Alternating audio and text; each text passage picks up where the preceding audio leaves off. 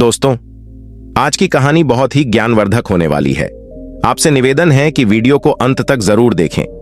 एक बार की बात है, एक गांव में एक आदमी रहता था। वह आदमी अकेला ही अपनी छोटी सी झोपड़ी में रहता था।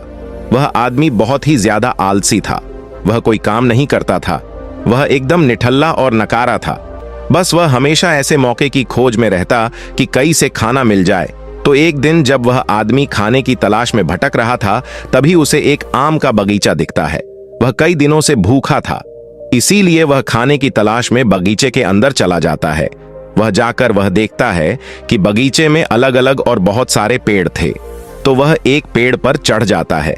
वह जैसे ही फल तोड़ने वाला होता है, लेकिन तभी अचानक वहां पर उस बगीचे का मालिक आ जाता है और उस आदमी को पेड़ पर चढ़ता हुआ देख लेते हैं और वह गुस्सा हो जाते हैं और उस आदमी को चिल्लाते हुए नीचे आने के लिए कहता है। लेकिन यह आदमी बगीचे के मालिक को देखकर डर जाता है और नीचे आने से मना कर देता। तभी उस बगीचे का मालिक अंदर जाकर एक बड़ा सा डंडा लेकर आता है।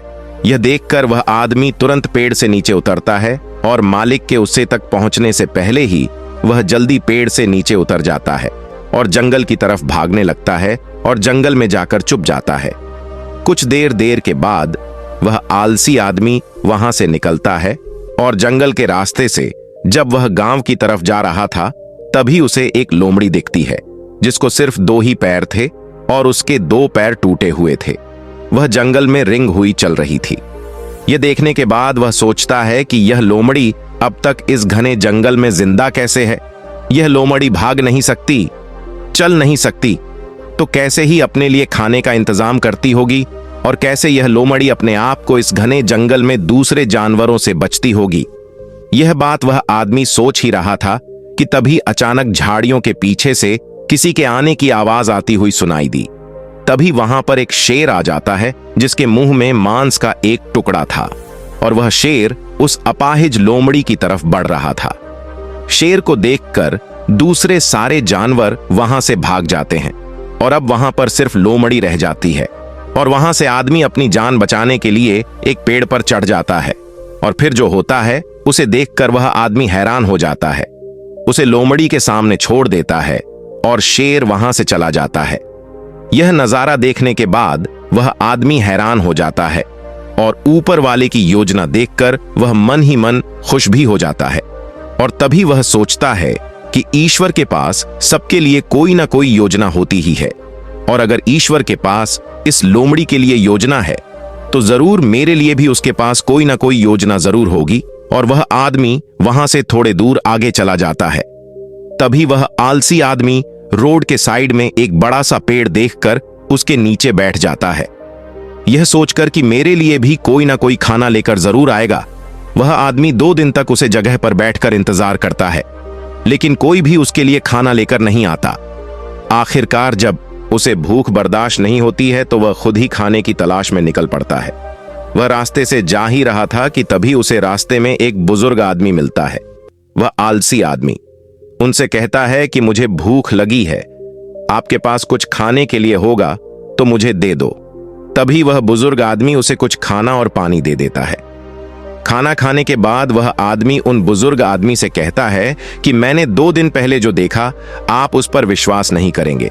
ईश्वर के पास मेरे लिए भी कोई ना कोई योजना जरूर होगी, लेकिन ईश्वर उस लोमड़ी पर अपनी दया दिखाई और मुझ पर नहीं, मेरे लिए कोई भी खाना लेकर नहीं आया।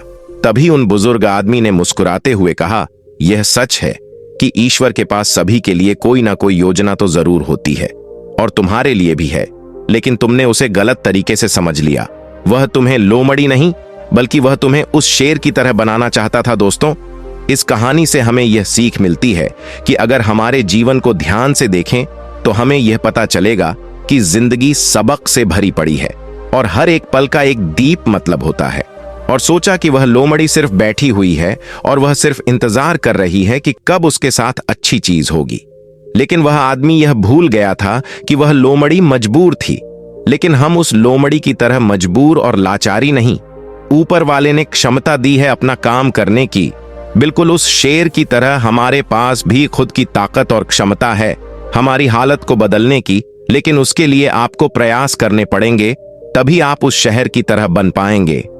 एक बार की बात है, एक राज्य में एक राजा था। उसका एक वफादार मंत्री था। राजा का मंत्री बहुत बुद्धिमान था।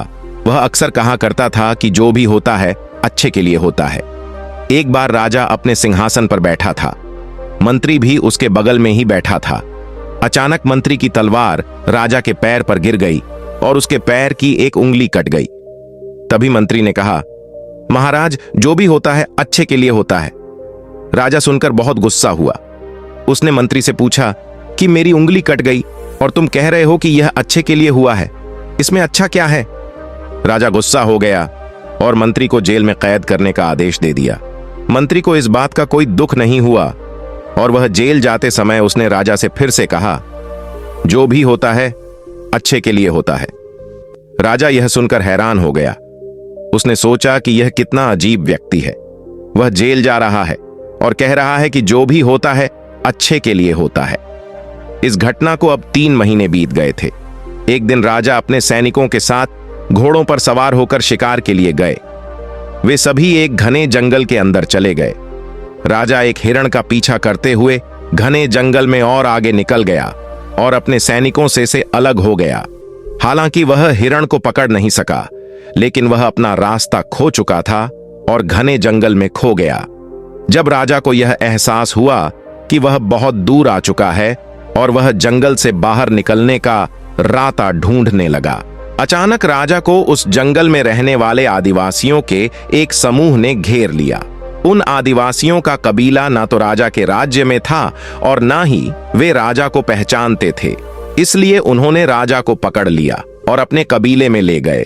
वे आदिवासी एक ऐसे इंसान की तलाश में थे जिसे वह मारकर अपने देवता को खुश करने के लिए बलि दे सके। राजा उनसे उसे छोड़ देने की विनती कर रहा था, लेकिन उन आदिवासियों को राजा की भाषा समझ में नहीं आई।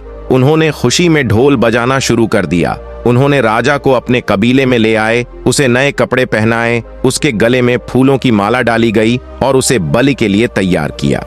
ठीक उसी समय जब वह राजा को मारने वाले थे, कबीले के मुखिया ने देखा कि राजा के पैर की एक उंगली कटी हुई है। यह देखकर उसने सभी ढोल बजाने वालों को आदेश दिया और राजा की बलि देने से रोक दिया और कहा, इस मनुष्य की बलि नहीं दी जा सकती, क्योंकि यह अधूरा है और अधूरे मनुष्य की बलि दी जाती है तो देवता खुश होने की जगह गुस्सा हो जाएंगे। इसलिए उन्होंने राजा को छोड़ने का निर्णय ले लिया। राजा खुशी खुशी जंगल से अपने महल में लौट आया।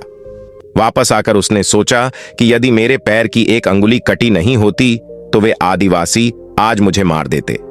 इसका मतलब मंत्री सही था, जो भी हुआ अच्छे के लिए हुआ। राजा ने सिपाहियों को तुरंत आदेश दिया कि मंत्री को जेल से बाहर निकालो। उसने मंत्री को उसका मंत्री पद वापस दे दिया और मंत्री से पूछा, मुझे बताओ कि उस दिन मेरी उंगली कटी थी और यह मेरे भले के लिए हुआ। मैं यह समझ गया हूं, लेकिन आप 3 महीने जेल में रहे और आपको इतना कष्ट सहना पड़ा। आपके साथ तो बहुत बुरा हुआ। मंत्री मुस्कुराया और कहा, महाराज, मैं आपका प्रधानमंत्री था और मैं हमेशा आपके साथ रहता था।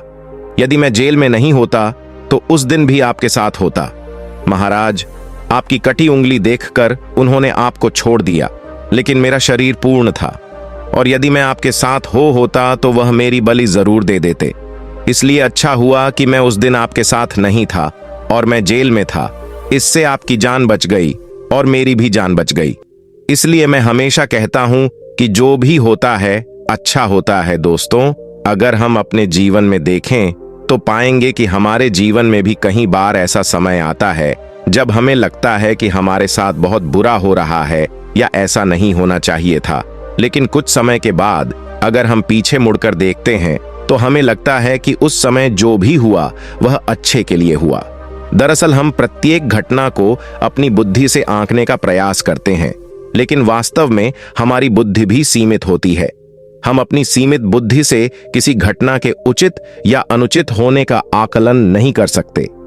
पूरा संसार कर्म पर आधारित है। जो अच्छे कर्म करता है उसे सुख मिलता है और जो बुरे कर्म करता है उसे दुख मिलता है। इसलिए अगर आप किसी दुखद दौर से गुजर रहे हैं तो हमेशा याद रखें कि आपके बुरे कर्म कट रहे हैं और प्रकृति आपको आपके बुरे कर्मों का फल देकर हर समय उन्नति की ओर ले जा रही है। यह सृष्टि हमारे दुश्मनों द्वारा नहीं बनाई गई है। इसलिए इस दुनिया में कुछ भी गलत नहीं हो सकता। इसलिए अपने दिमाग से यह ख्याल निकाल दीजिए कि आपके साथ कुछ बुरा हो सकता है। और हमेशा याद रखिए कि कभी कभी जो भी होता है अच्छे के लिए ही होता है। दोस्तों, आपने आज के इस वीडियो से क्या सीखा वह मुझे आप कमेंट में बता सकते हैं। इसी के साथ में उम्मीद है कि आपको आज की वीडियो पसंद आई होगी, तो इस वीडियो को सब्सक्राइब करें। तो चलिए फिर मिलते हैं ऐसी एक और नई वीडियो के साथ। तब तक के लिए अपना ख्याल रखें। धन्यवाद।